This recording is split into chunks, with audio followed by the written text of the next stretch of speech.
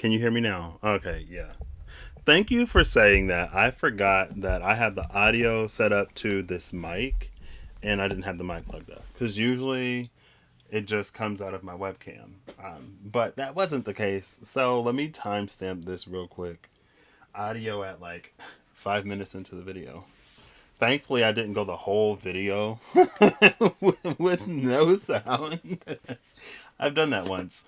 So thank you again, Eve. How are you doing today? How you doing? Yeah, it wasn't plugged up. Sorry, my bad. Let's see where my glasses go. I'm gonna timestamp this real quick. So sound at roughly 4 minutes. Excuse me.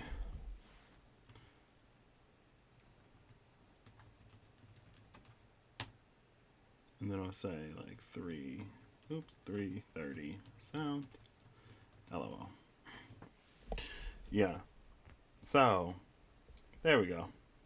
Yeah, I am. I got on the bus early this morning, early in the AM, and I made it home. I got to see my grandma. It was nice. I was like, "Hey, grandma, so I'm gonna be cooking with you because I don't know. I really enjoy cooking." So anyway, there were a few things I was saying. I was talking about how I just on the trip back, I was listening to Queen Cup's live, her last live, and as she was talking, um, it made me think of the feminine as the dark internal, masculine as light external. And if we talk about a seed, you need both a healthy soil and the right atmospheric conditions to promote optimum growth. And the internal, the feminine, is our ability to reconcile within ourselves the things that we need to reconcile within ourselves. It's our ability to make ourselves fertile and to nurture whatever inside, like it's self-contained. Masculine, it's the light, it's the sun, it's outside. It's how that thing then grows and develops and evolves, how it interacts with the world, and how it responds to certain stimulus or stimuli. um, and like how it navigates. And we need, a healthy dose of both because everything starts inside before it goes outside. And sometimes we get a little nudge from the outside, and then it works its way inside, and then we grow it inside, and then we give it back outside. But anyway, I was hunting for this Penemue card because I was like, I don't want to leave, and then it's here, and I never see it.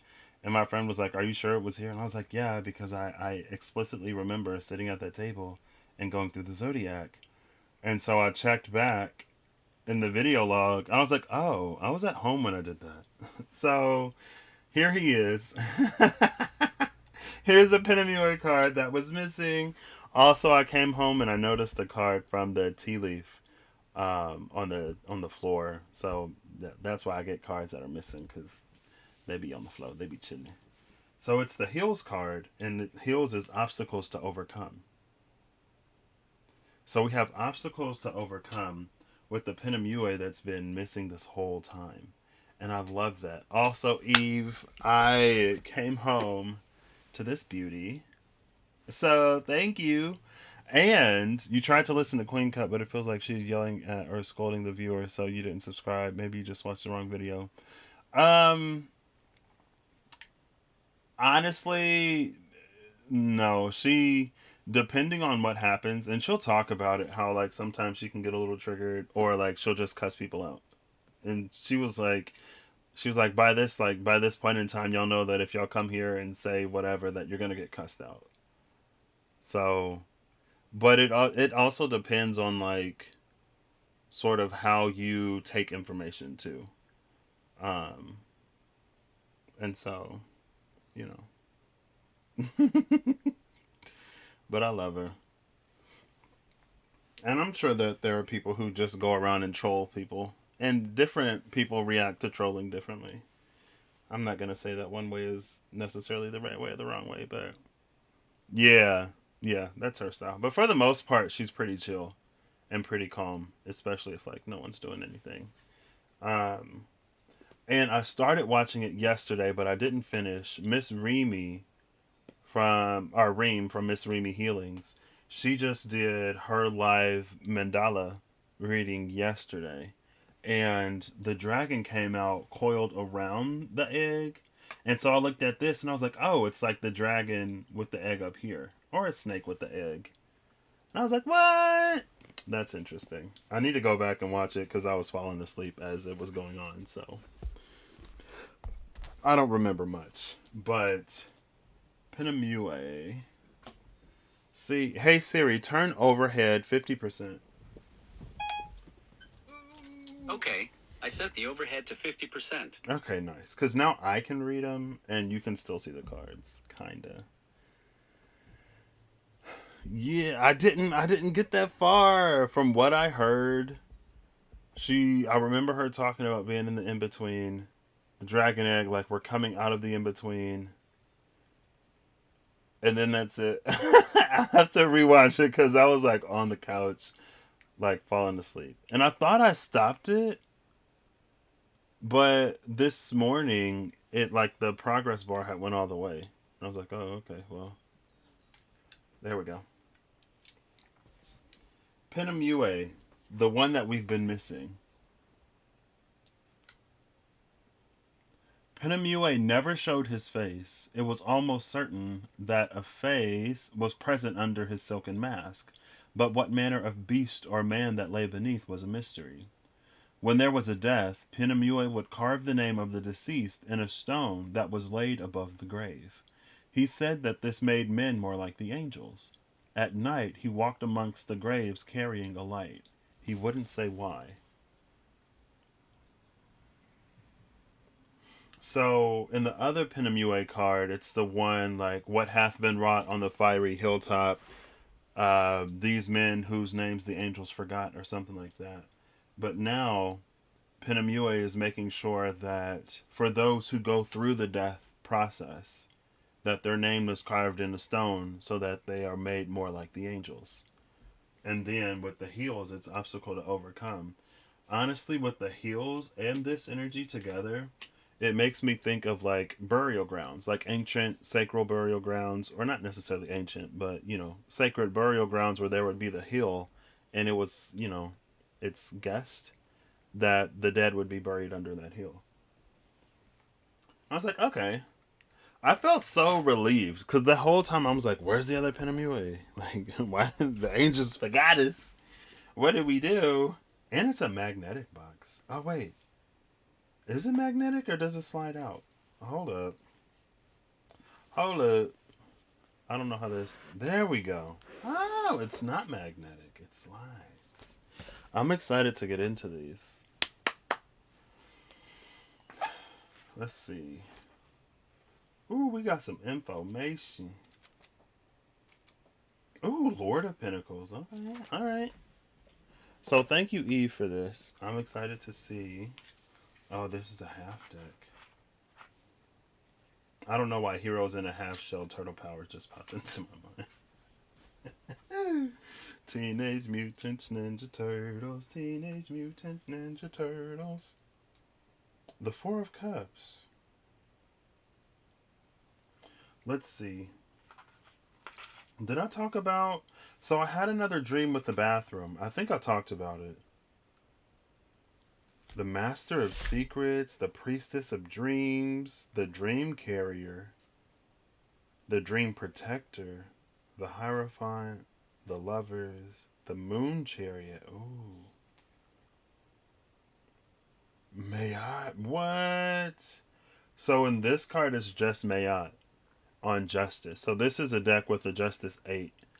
I guess I should show the cards. That would be like a thing that's cool, right? That would be something appropriate. I'm just like looking at it myself, being all stingy and whatnot.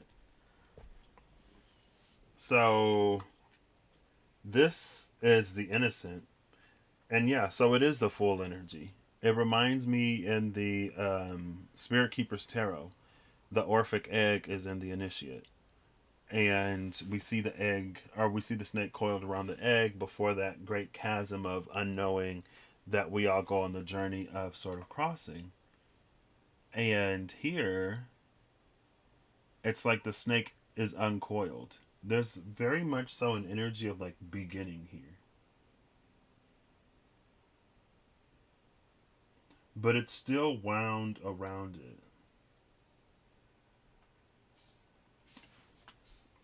And then we have the Master of Secrets. Who is this? The Priestess of Dreams. The Dream Carrier. The Dream Protector. The Hierophant. Oops. The Lovers. The Moon Chariot. And Mayat. This is actually where I'm going to stop. Oh, the Wisdom Teacher. I love the Wisdom Teacher. So, in the Justice card in the Tarot Apocalypsis, Mayat is on that card with the scales that weigh the heart against the feather. And if the heart is less than the feather, then you move on to the good place. If the heart is heavier than the feather, then you get eaten by that one thing, I think. But what's interesting in this card is that there are no scales.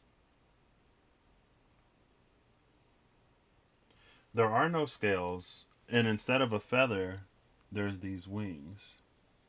Now, it is that we see the same sort of color scheme, I guess, around the heart. We have those reds and blues and then the white trimming. Also, I love that this is like, there's this moon at the top with this like watery energy down there.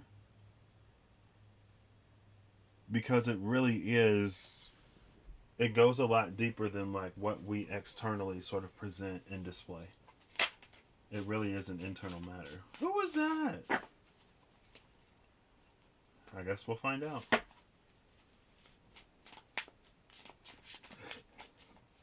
Yeah, let's just get right into it. Oh, that's a lot. But we'll take them.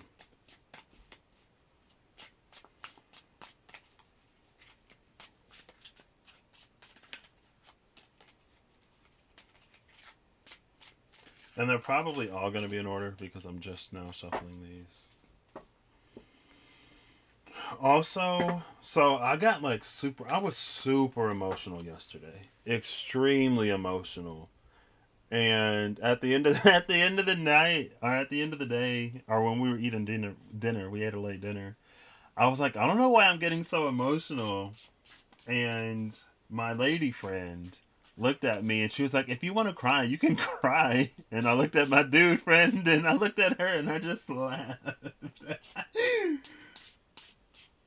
And like, I'm not afraid to cry. I love crying, honestly. You know, I grew up, people called me like a punk and a sissy sometimes, or like, don't be a wimp or whatever. I'm like, you know what? I'm going to be whoever I am. Honestly, I'm not too concerned with you and your opinions. And so I was laying in bed last night, and I'm like still emotional, or on the couch last night, still emotional. And I'm like, is the moon somewhere? Like, what's going on with the astrology? Why am I feeling like this? And so I'm in the space of having a Mars return in Cancer. Also, Venus and Mercury have like this pincer attack on my moon in Taurus right now. But beyond that, I think it's just a Pluto return. Not a return. It's the space of the Pluto retrograde and all of that other stuff. And growing up, so my friend is moving. And so I'm not going to have as much access to him. And when I went into his apartment, it was empty. Like, he's already started selling stuff because he's going to be moving. And like, the longer I was there, it kind of like it grew on me. Like, I became familiar with it, the emptiness. But I think as I was laying in bed, I was like, oh, that's why. And it's something that honestly I haven't felt in a long time. And it triggered my fear of abandonment. But I feel like trigger isn't necessarily the right word. It's like it did, but it was like a very gentle triggering. It was just like, this is what's happening. And it's okay to be sad that your friend is moving away, and it's not the end of the world, and there isn't anything like when you're a child, you think that a lot of things are your fault. Um, and it's like, there's no fault to you. And it was just a moment to revisit some heavy feelings that I haven't experienced for a long time because I started emotionally distancing myself from people. And with him, I didn't. Well, it was a journey. It was a journey. But I was like, oh, like that's what this is. And I've gotten to the point now. There were some other like feelings have been like coming up over the past few days, especially. And as soon as I acknowledge it and feel it, then it's like it subsides a little bit. I found that, and I found this out a few months ago, that whenever I try to like force myself to be over a feeling, or whenever I try to shortcut a feeling, or whenever I try to use whatever mental logic to get over a feeling, it intensifies the feeling and it makes it worse. And last time, a few months ago, I was like, you know what? I'm just going to accept the feeling for what it is. Like, yeah, I do feel that. And I don't have to justify to myself why I feel this way. I'm allowed to just feel what I feel. And ever since I started doing that, it's like it makes it a lot easier to handle my emotions rather than them like building and building and building. Oh, the Lord of Pentacles. I think this is actually in the book. I think I saw the Lord of Pentacles. I was like, oh, they got lords in this. So right off the bat, I see a turban on this Lord of Pentacles. I see the nuns. It looks like he's coming out of the fire, which is interesting. But for some reason, I don't know if it's the point on the turban or if it's the color, but he looks very knightly to me. And then there's like the Holy Sistren. And so I guess within the context of like nuns, that would be the father, right?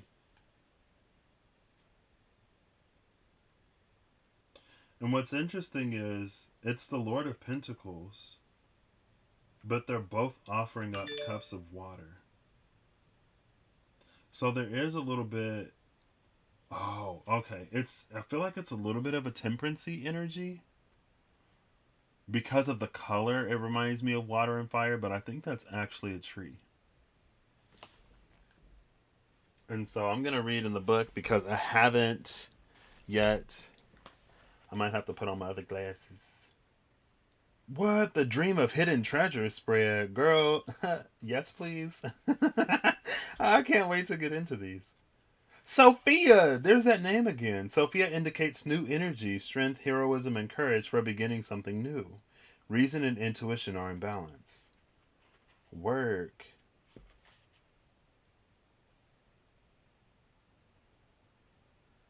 Oh, that's a sample reading of the Waking Dream spread. I can't wait to get into these. So, the Lord of Pentacles. Who's behind the Lord of Pentacles? Behind the Lord of Pentacles is the Seven of Wands. And I love the Seven of Wands in this deck because usually, there's the Hanged Man. Usually, the Seven of Wands is like a lot of people can read it as a card of defensiveness. Um, but for me, it can be a card of defensiveness, but I often take it as like a space of like, because it comes after the six, like you've already claimed victory in the situation, you have the high ground. It's a card of advantage. And I love this because with this Seven of Wands, again, coming after the six, this is almost the happily ever after, right? It's the return home, you're living your regular life, or it's the foundation, the building of this castle. But the fairy tale, like the fairy tale sort of ends at happily ever after, but in real life, that's when life begins, or when another phase of life begins, right? The seven is not the end of the journey.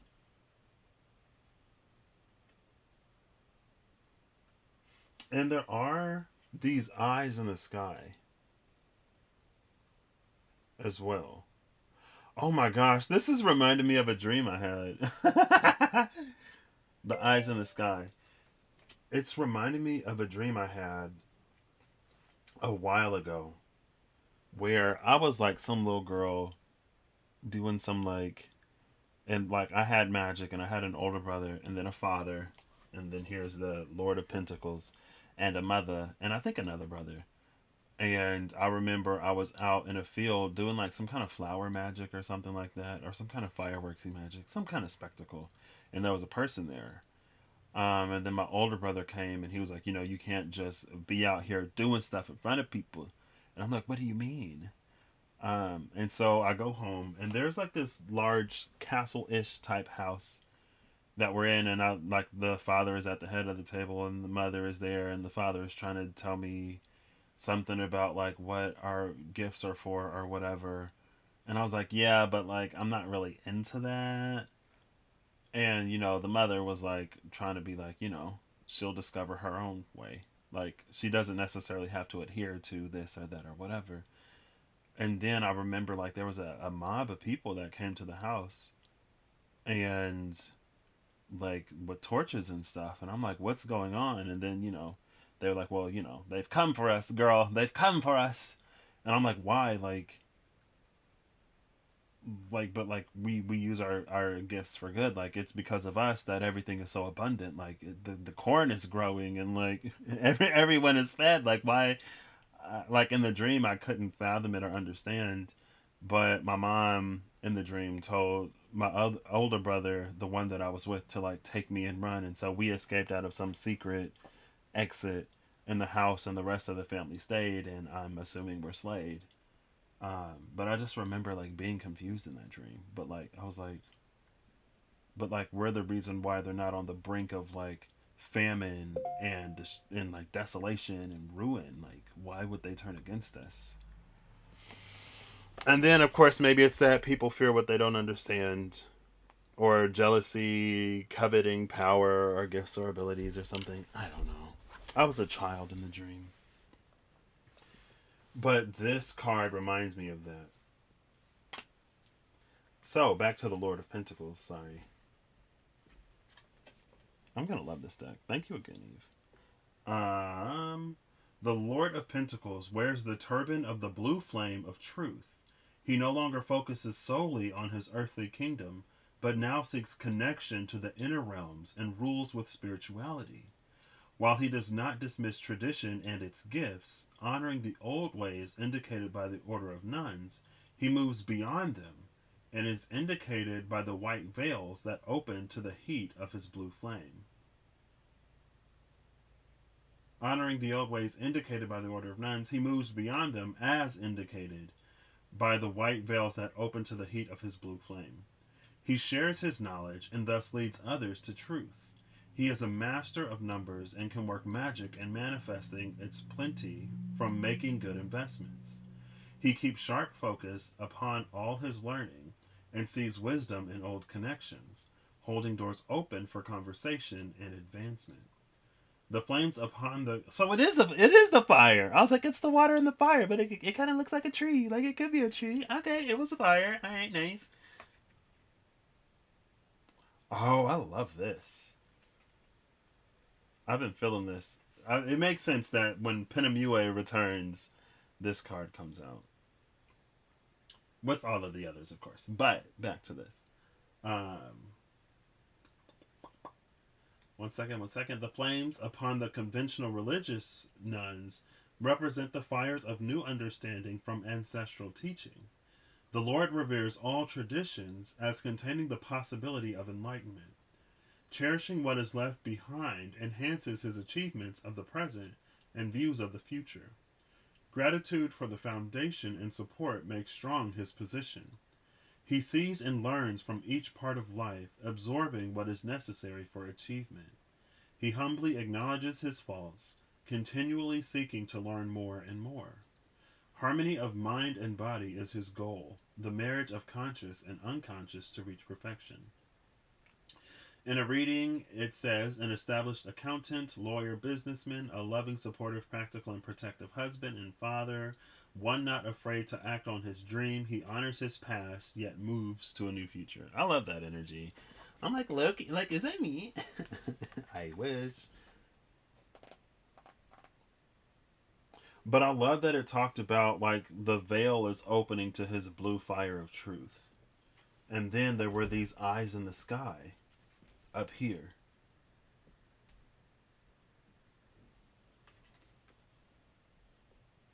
Maybe this is the vision that the Lord of Pentacles moves forward with.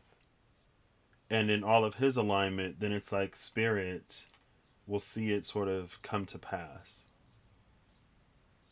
But it feels more like a witness or an observer than one that would interfere or redirect.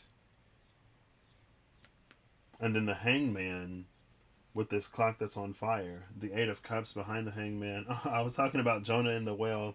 There's a lady and a fish. There's a mermaid here. The goat, a moon, the clock on fire. It looks like the clock is upside down. Because it's like reminding me of like a stopwatch or something where the button is on the top. But it's on the bottom here. And something about like this explosive solar plexus chakra. Okay. So yeah, this is reminding me, and then the Nine of Pentacles. This is reminding me of Jonah and the whale. And I just talked about that recently. Because here's the person inside of the fish, and here's the hangman with the fish right there. And it's like, there's something about perspective here. Because perspective will make this fish look much larger. Perspective will show him as inside of the fish instead of above the fish. Perspective will change the color of the fish. And more than perspective, I feel like there's a certain alignment here that also incorporates the solar plexus. So it's a space that we act from. It's a very active alignment. It's a very active sort of manifestation. And with this clock on fire, it's reminding me of, was it NBA Jams? Some old NBA game on the Sega, so probably not. And it's like whenever you make 3 baskets or something like that, then it's like he's on fire, and then the basketball will sort of light up. There's something about like being on your game that then it's like a kill streak in Call of Duty. It's like the more correct choices you make, the stronger you feel that alignment internally. And then it becomes this, it's like it builds momentum. And it's, again, it's very active, even though the hangman is still. There's a lot of something being done. And with these oranges, I was going to say oranges red, but with the orange around that yellow, it also incorporates the sacral.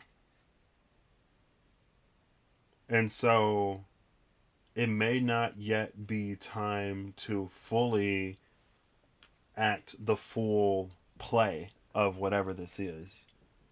But it's a lot of that, like I was saying with the feminine, it's a lot of that internal nurturing.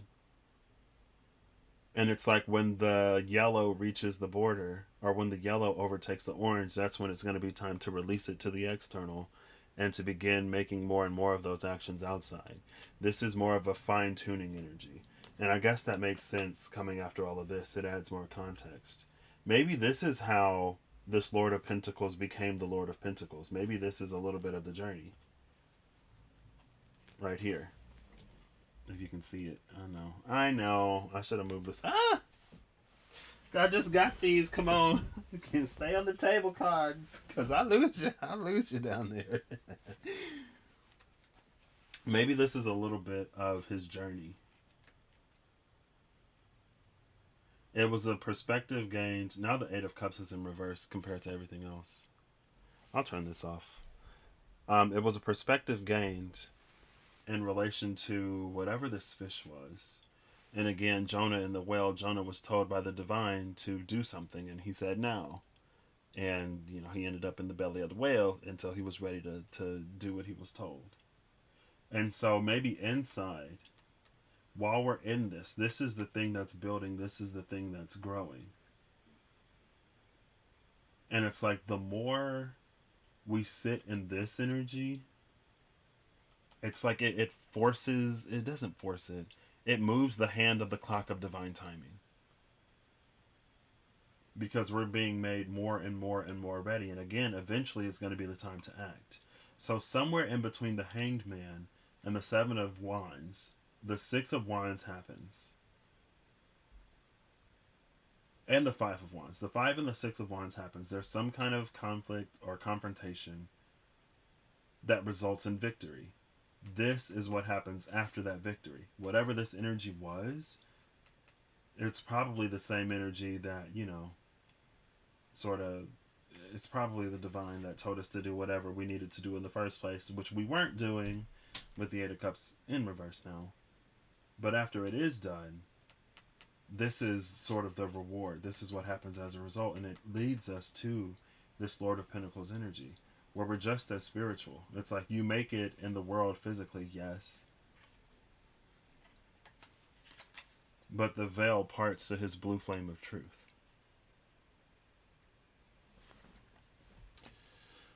Love that. Let's see, I guess I'll go from what came out last. Oh, the Two of Swords.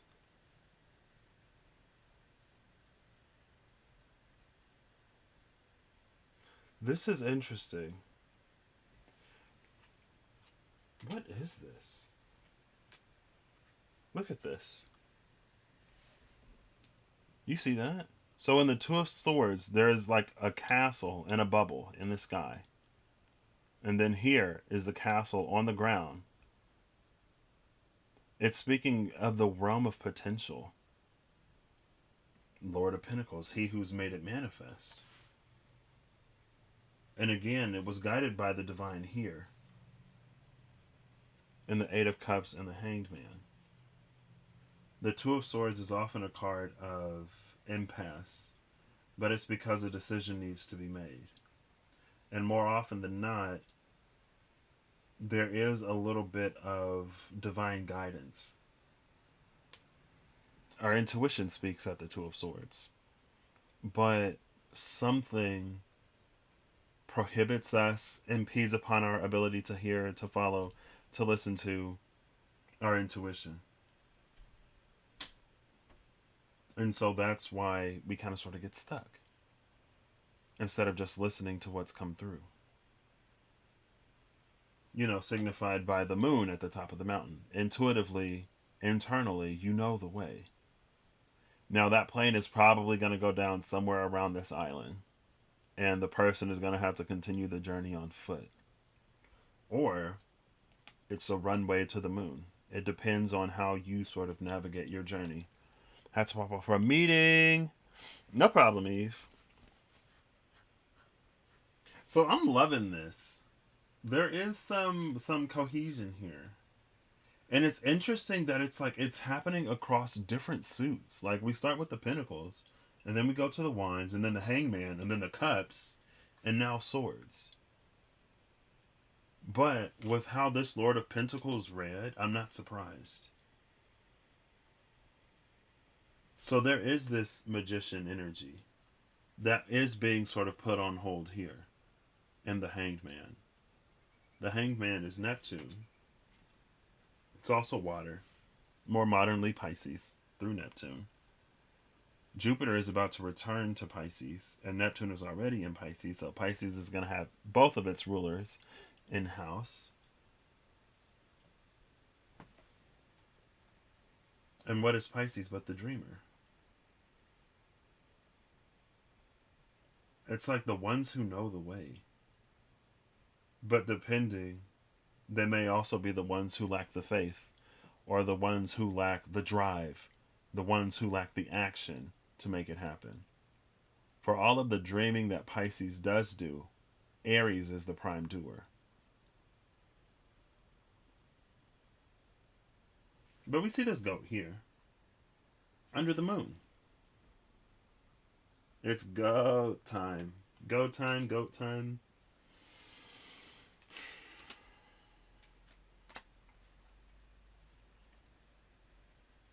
And honestly, it is reminding me a little bit of Amelia Earhart and how she just kind of sort of disappeared over the Atlantic, maybe?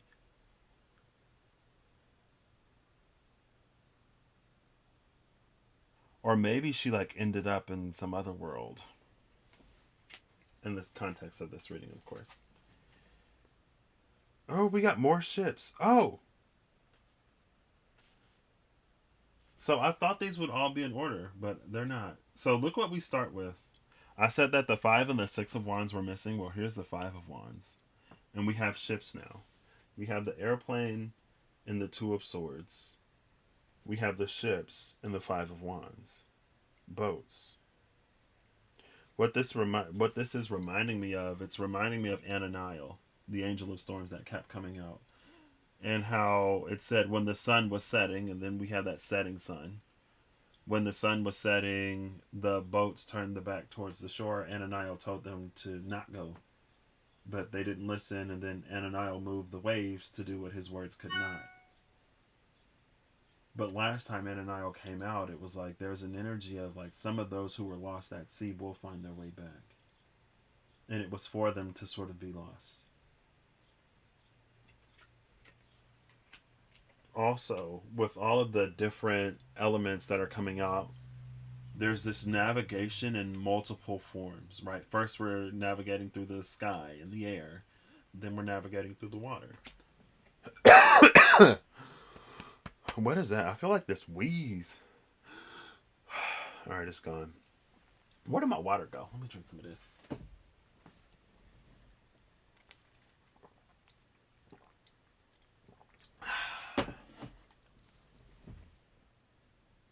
And then after that, shout out to Lord Ganesha, is the Lord of Wands with the snake at the bottom. So, of course, I'm going to read the Lord of Wands because, you know. Oh. No, I won't, actually.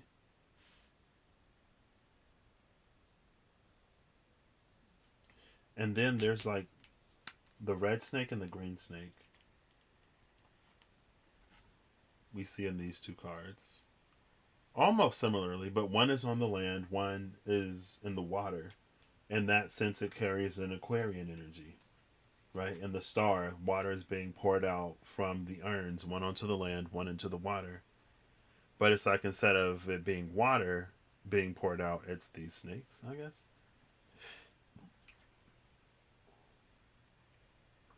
And what's coming out of the mouth of this snake is this sort of like holy smoke. What is this? But it feels like there's something about us on the land enveloping that which lies above. It's reminding me of, I think it's like Jormungandr, King of the Ouroboros. I think that's the title. I'm pretty sure that's the title actually, because I had a fun time coming up with that one. I was like the Ouroboros, like Ouroboroses, right? And Ouroboros is a snake that bites its own tail, and Jormungandr is like the largest of them all, the one who keeps basically the earth in place. Midgard. Midgard. Jormungandr. But it's like the snake is doing in spirit what it can't do physically. Like it can't physically encapsulate something that isn't physical in nature. And so there is a little bit of a transmutation here. Not necessarily. It's a little bit of a mirroring. A little bit. And again, it's reminding me of the last angel cards that came out with Semyaza. It talked about the light that was shown from the heavens that cast a shadow on earth. And it's when Semyaza looks above that he remembers that he's like from the stars. But he's still on earth. And Phanuel, the angel of truth, and here's his blue flame of truth here. That immediately reminded me of Phanuel, the angel of truth, because in that card, Phanuel has like a little torch thingy that comes from the crown. But it's like Phanuel is the one that waits by the throne, always present, regardless of if you see him or hear him or not, waiting for you to basically ascend to that throne room, waiting to bestow you with the cloak of whatever. I want to say remembrance, but it may not necessarily be so simple. And then we have the Ace of Cups and the Two of Cups.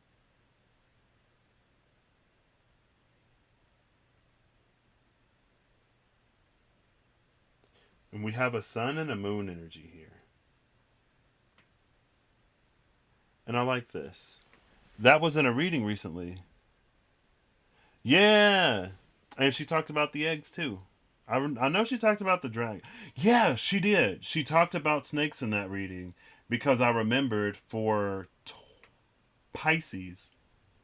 For Pisces, she got the sacred snake in the War of the Roses. And I was like, oh, that reminds me of the sacred snake from the Pisces bit the last time she ran through the zodiac. And she was talking about Pisces had a split energy. I love that's like under the sun, under the moon, the energy is the same. But in the moon, it's a lot more active. Under the sun, it's more about like enjoying each other's sort of presence or company. There are the two herons here. Herons remind me of Temperance from the Wild Unknown Tarot. Um, and it's like there's this sort of temperance, there's this balance within both of the selves that then promotes a greater balance between two people. And what it does is like it puts the lovers in this chariot energy where they're able to move together. And it may not necessarily be like accomplishing the exact same thing, but there's something that they do that really supports each other in some way.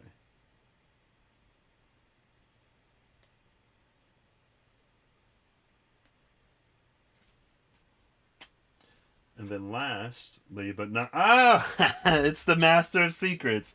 Here's the Magician. I'm like, we got all of these different elements on the table. We move from Pentacles to Wands to the Hangman to Cups. And then we have Swords here. And then there's Wands again. And then more Cups. The Master of Secrets. It's the one who puts all of this together. Crowning all of this. I love this. I thought it was going to be, I honestly thought it was going to be the Dream Carrier. I thought it was going to be the Empress, but it was the Magician. And I'm not surprised. And look at this heart. Look at this heart space. It's all shiny and stuff. That's reminding me of like Zeus's Thunderbolt, low key.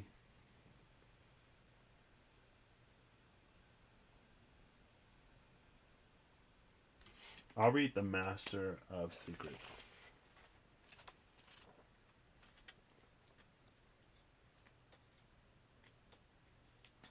Ooh, this is a longer one. I won't read the part about inner reading.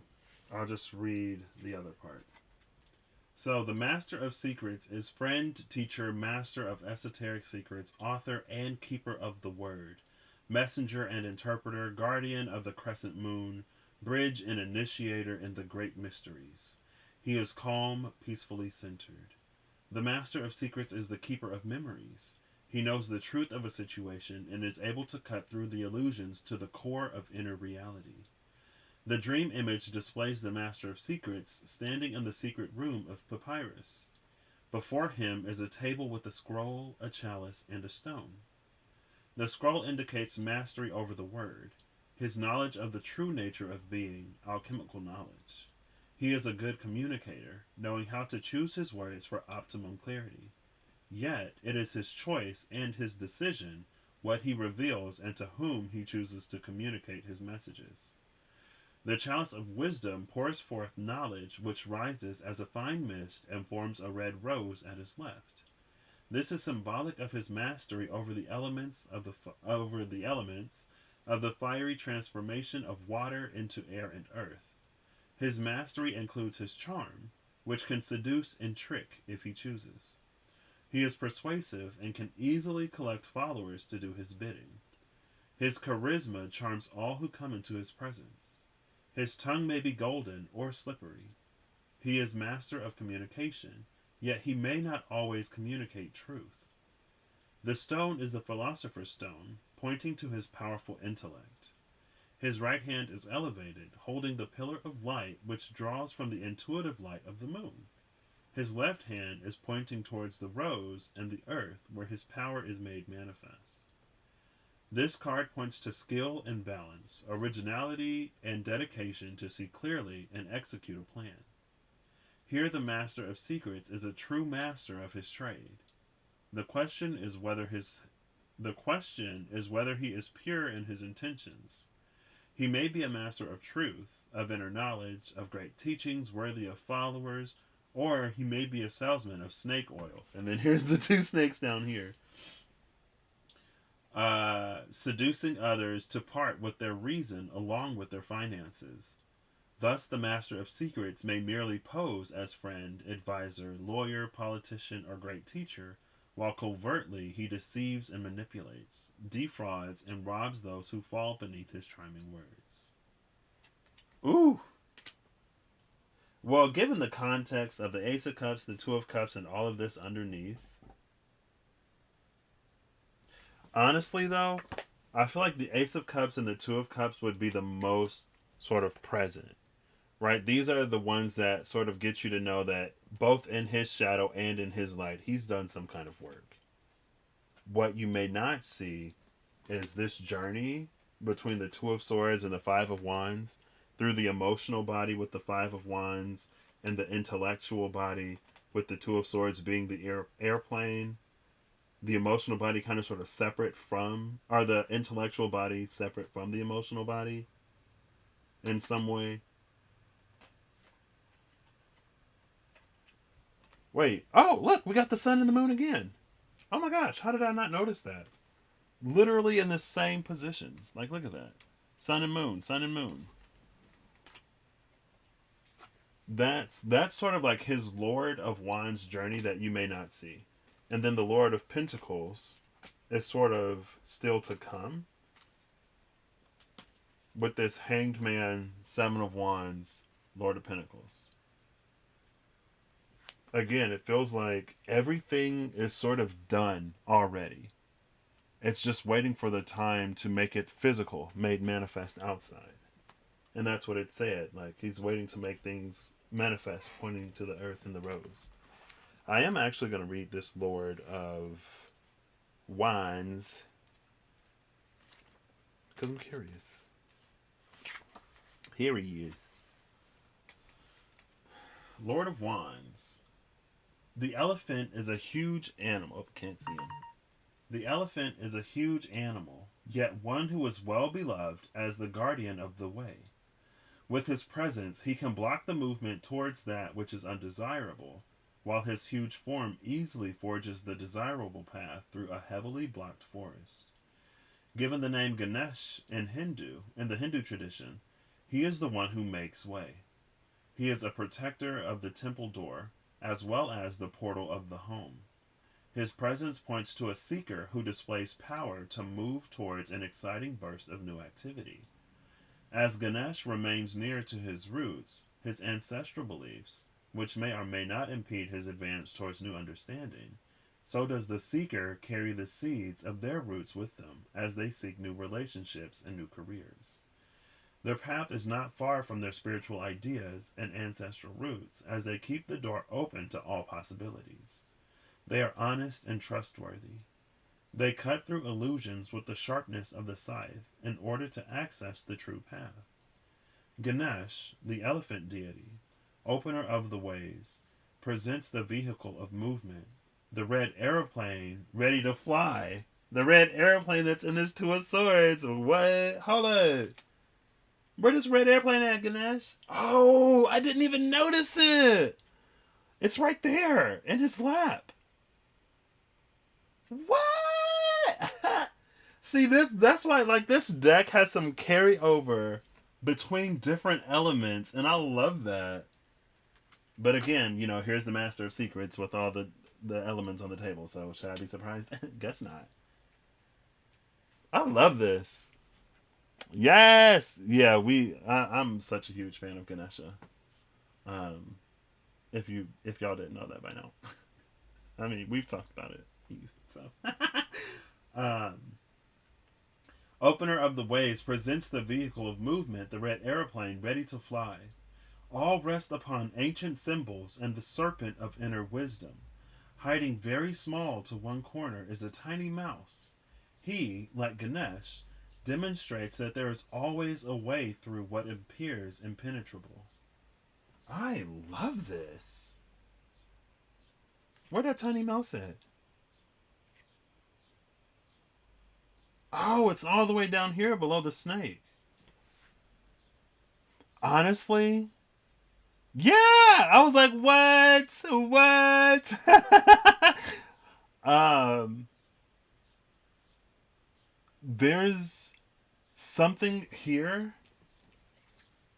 about our nature. It's not quite nature versus nurture, and maybe not necessarily our nature, but the way that nature is perceived. Because elephants are perceived to be afraid of mice. Snakes are perceived to eat mice. Well, snakes actually eat mice. But the snake isn't focused on the mouse. The elephant isn't focused on the mouse. The mouse isn't afraid of the snake. The elephant isn't afraid of the mouse. The snake isn't afraid of the elephant because a snake will trample an elephant real quick, or an elephant will trample a snake real quick. Just step on it; it'll be over. There's a removal of fear in this. That said, there's this thing about inner truth or inner wisdom. Here we see the Lord of Pentacles, blue flame of truth that parts the veil. And again,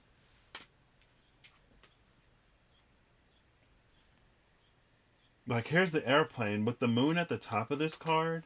It's a very sort of subtle, very internal navigation. I'm like, what? It's all coming together.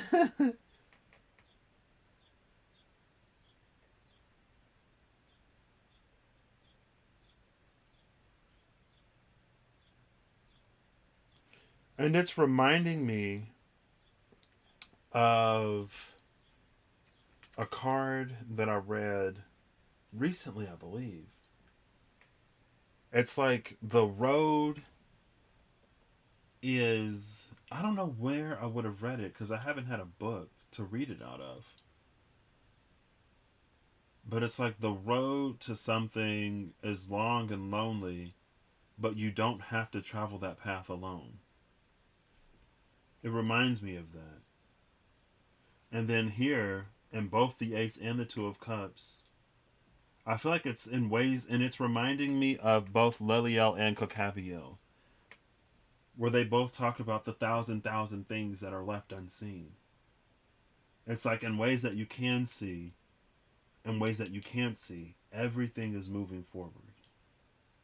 Again, in ways that you can't see and ways that you can see, everything is moving forward. There is an energy, there are like traditionally energies of conflict and indecision and crossroads and contention. But that doesn't mean that it's not the way.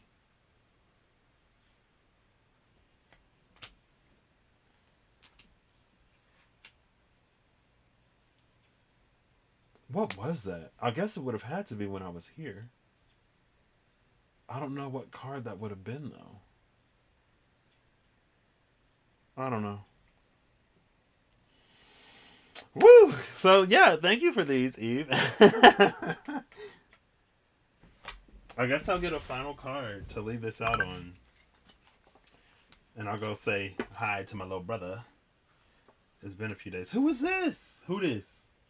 Three of Swords.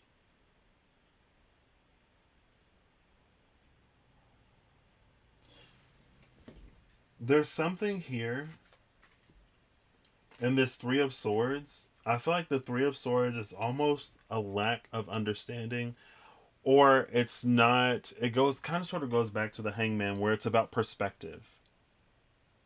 Because in here, in the Three of Swords, it's above his head. In the Magician, in the Master of Secrets, it's in his heart. And it's the same thing.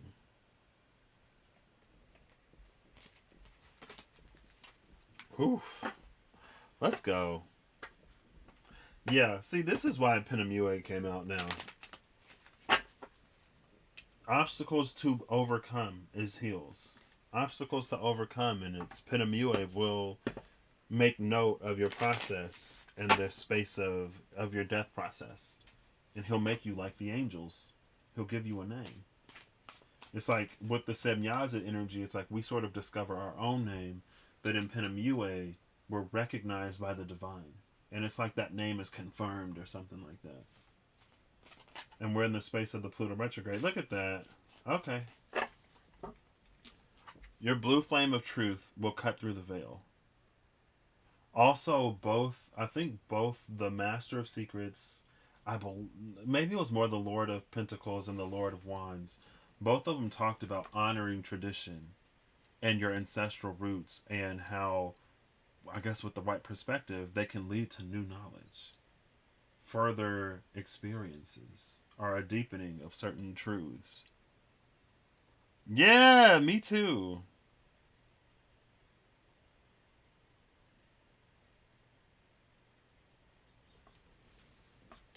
Bottom of the deck is the Four of Wands.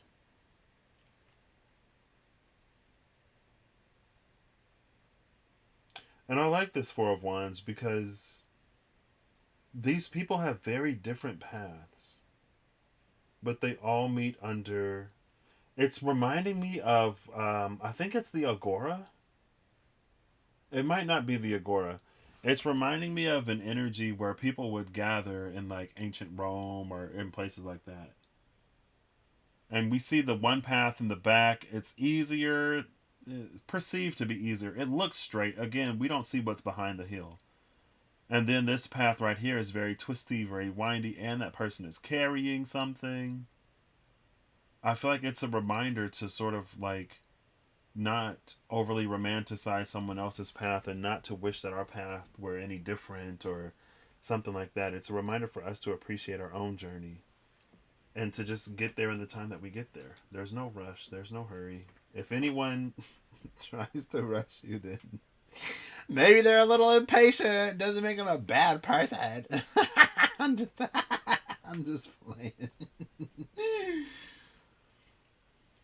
But it's been coming to me. There's a certain, I guess, pause point, stopping point that I've hit in my life in certain arenas. And I pretty much know what the reason is. It's a time and it's a moment for me to do for me to discover what my next step is. And as I so like full disclosure, there was an opportunity that I saw in the UK that I really wanted to take. One of my best friends, I don't know how he became my best friend or how we got so close so quick, but he's going to be moving to the UK. I talked about moving to the UK or finding a job in the UK last year, and I looked into a few of them, but then I didn't. And I was like, oh, well, maybe this is the time. And I found a position that would make a lot of sense.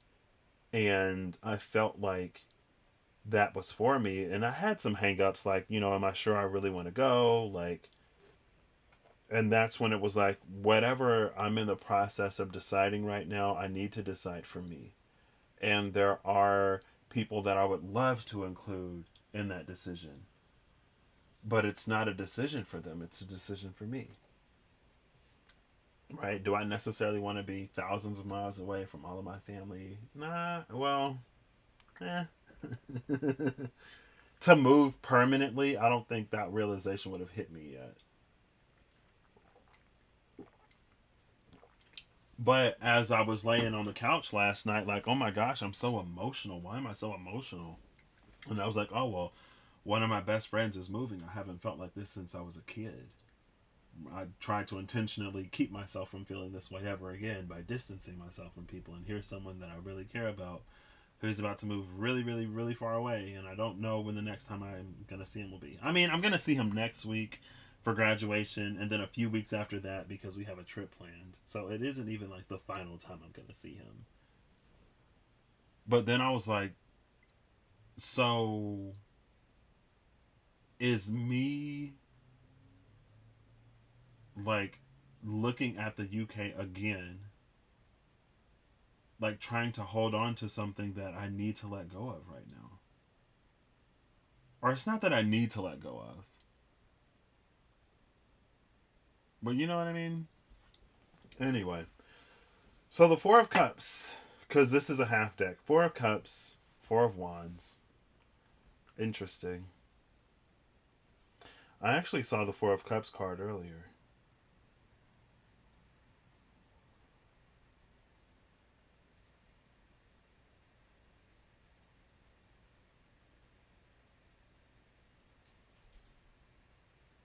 What's interesting is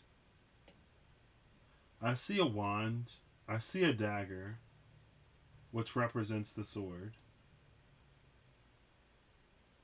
I see this thread at the top that it's all connected to, and it looks like a cup in reverse in the middle.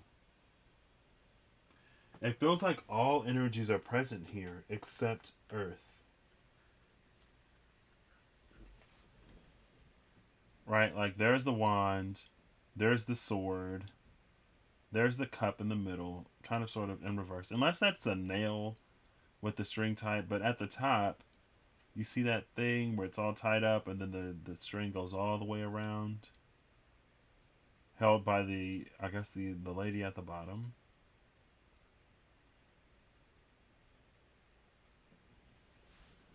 Why does this low key feel like it feels like some kind of summoning energy? Like the divine is trying to get the courage to well up within you to do something, take a certain perspective, to utilize more elements. And again, the element of earth isn't here. I think that's because we don't really control the element of earth.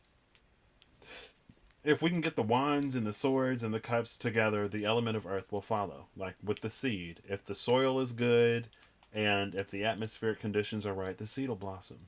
Or the seed will germinate and then blossom and grow into whatever it's going to grow into. It's like, don't worry about the earth. The earth is what earth is. So the bottom of the deck over here now, on this half, is the Five of Cups.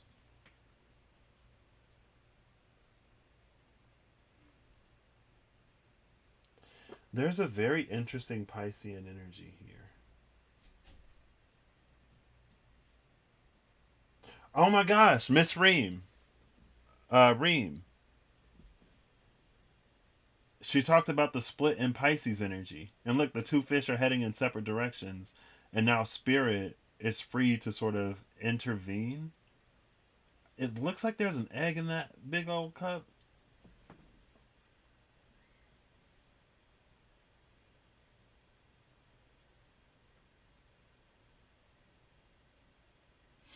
Oh, they're praying for rain. If you look at the ground, there's this little stream. Oops, oh my gosh. There's this little stream, and then we see the rocks and like patches of grass. It's like they're praying for rain. There's this big old cup here. But it's like in the age of Pisces, we were so caught up in how we personally feel and what we personally believe to the point where it didn't really leave much room for any true compassion. And that's why things were so dry.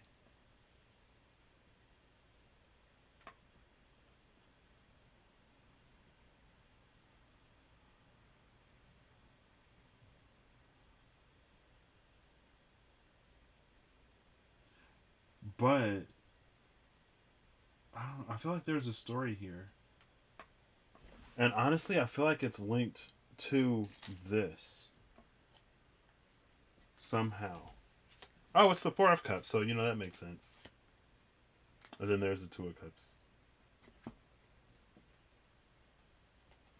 I feel like it's linked to these four energies.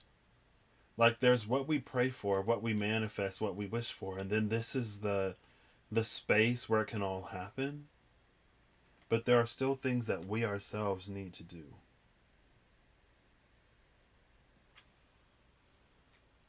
And so the divine presents us with the wand, presents us with the sword, and has the cup sort of in the middle in reverse.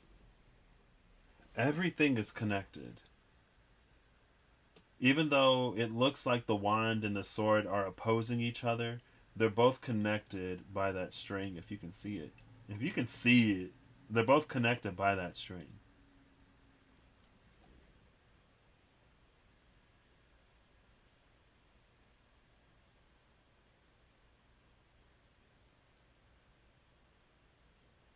It's like this is. It looks like it's reminding me of an angel. Or these are reminding me of angels. Like this is the one that holds the space open. These are the two that present us the tools that we need.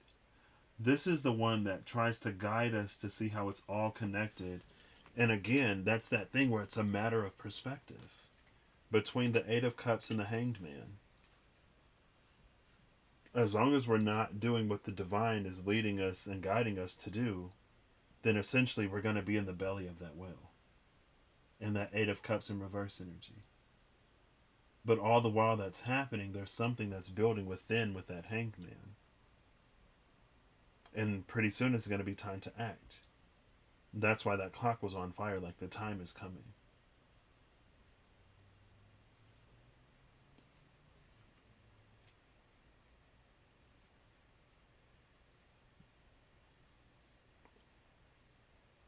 And so I don't know if the dove, I think the dove is just here to point the way. It's like they're praying for the rain. The dove is pointing out what's blocking, like this is a fountain. The dove is pointing out what's blocking that thing from releasing the water. It's trickling right now because it's blocked. I don't think the dove is going to take that out. It might. I think it's more so pointing it out. And again, there's something about our own sort of extremes and our own polarity here being pulled in sort of opposite directions. The Two of Cups and the Seven of Wands. Hey, look, there's the Hangman. Is the Eight of Cups behind it? Yup. Could I shuffle these better? Probably. It's fine. And then there's that Three of Swords. With the Four of Swords. Ooh. See, there is that one. I saw this and I'm like, I don't know what that is. Now, if this was another reading, I could be like, oh, this is like your person is cutting out this karmic, this third party, and they're coming galloping towards you. Or maybe that's you in the back and lay off with the karmic. I don't know. It's not that. I feel like if we're in it for ourselves, if we're in it alone, then this is us. If we're in it together, if there is this sort of harmony and union in this internal space between our own masculine and feminine, between that which nurtures within us and that which allows things to be nurtured within us, that's how we unblock this. Because right now, instead of being on the same page, these two are at odds.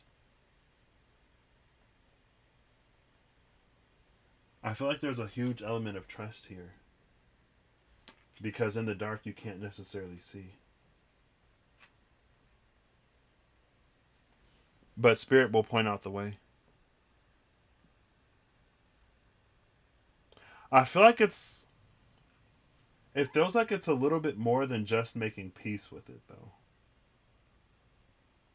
It feels like there's an element of something that needs to be done to remove a blockage. Because I think a lot of times, like, if we make peace with the situation, then it's like we just accept it. Like, we accept that it happened. We accept that it was meant to happen, that it was meant to teach us something. But it feels like there's an active component here that also needs to be taken. Because just sitting there hanging isn't going to do anything. But while we're in this space of being inside this fish, maybe that's the one that's off in the back because it still needs to get enough perspective on something to begin moving instead of being stuck in one fish.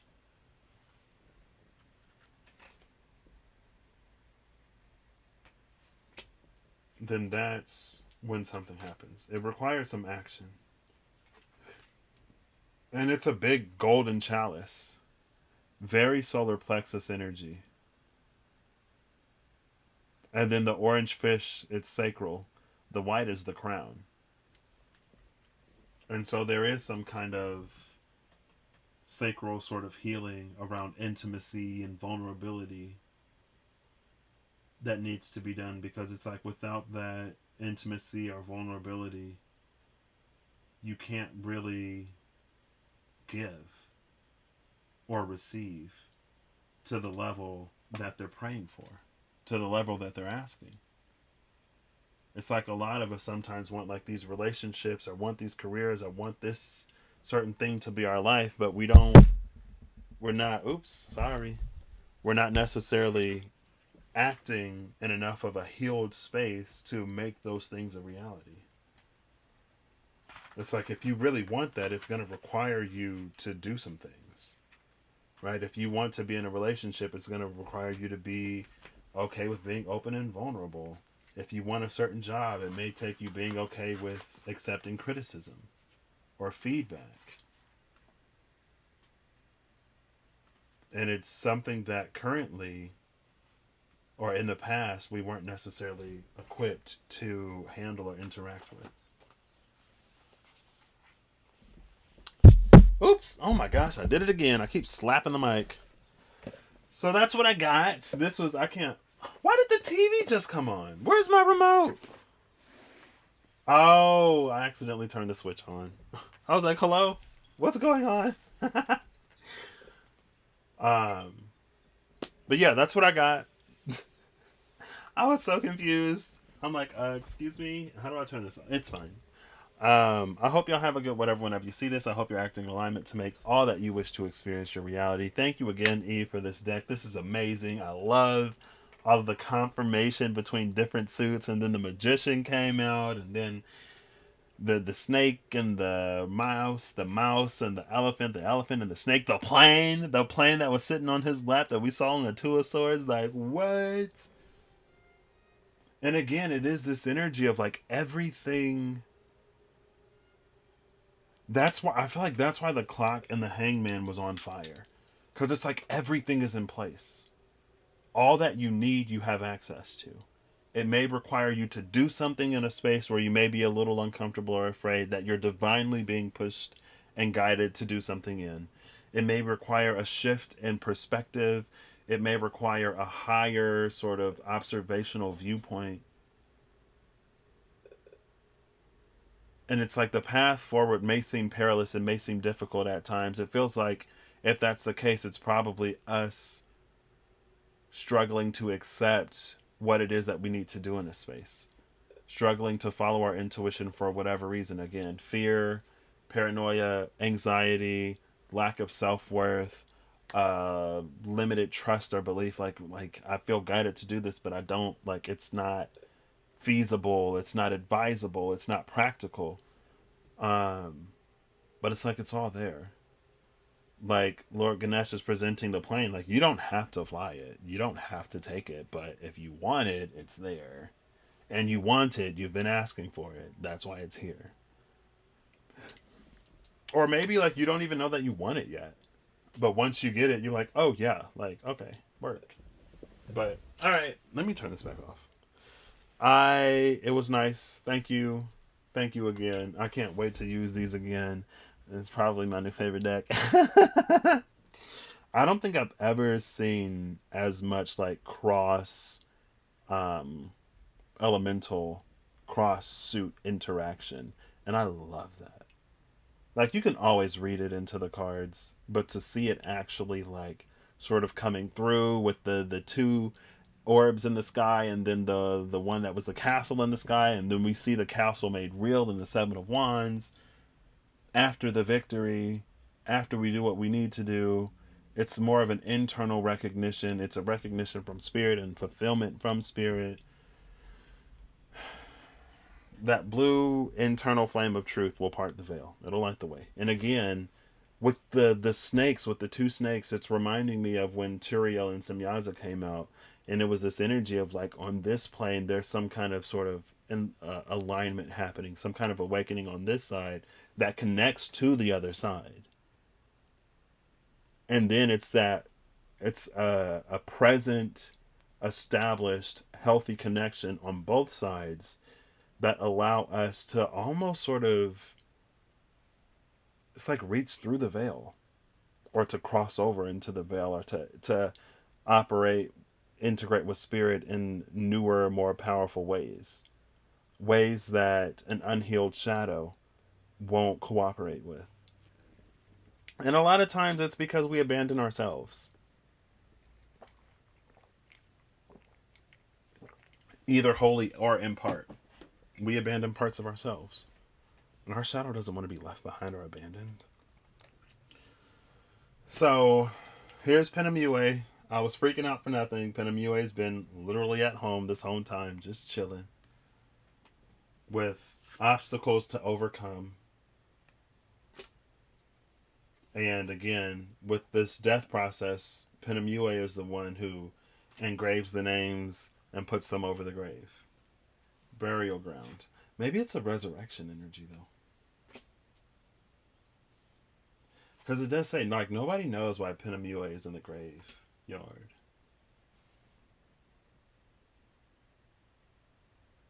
It's yeah, that's what it's looking like. It's looking like when you light up. And I was saying all last year, when the world goes dark, shine brighter. But it's like when you light up on this side, there's something on the other side that lights up. And Penemue may be the one in the graveyard that connects these lights to those sort of graves. And I remember, like, when this card first came out, it was kind of sort of that energy of like, it's either so that like people can find their way back, or so that they don't find their way back, or something like that.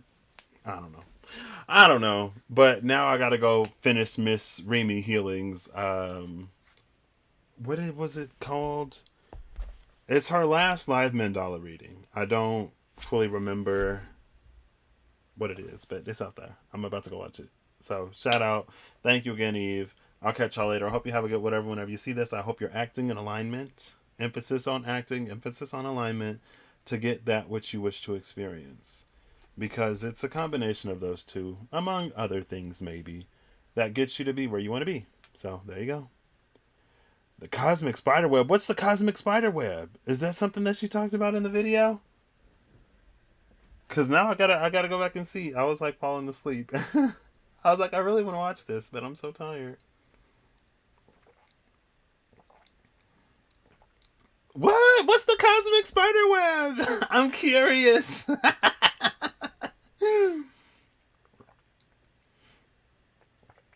Oh, this reading. Oh, got you. Okay. Now we're on the same page. All right. Yeah. It was like, I was like, what?